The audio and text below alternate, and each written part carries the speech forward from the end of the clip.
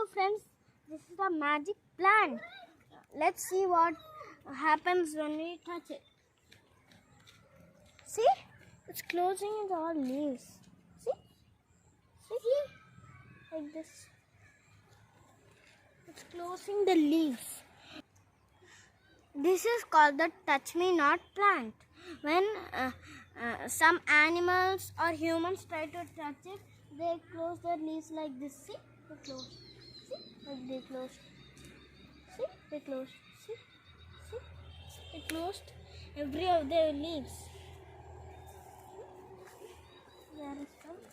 See, when we touch it, it closes like this. See, it's coming. So why are they closing it? Because they need to protect themselves from animals and humans.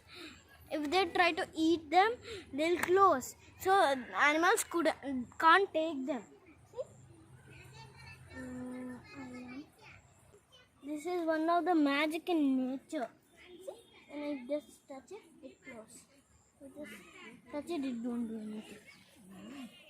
Let's find more. Bye.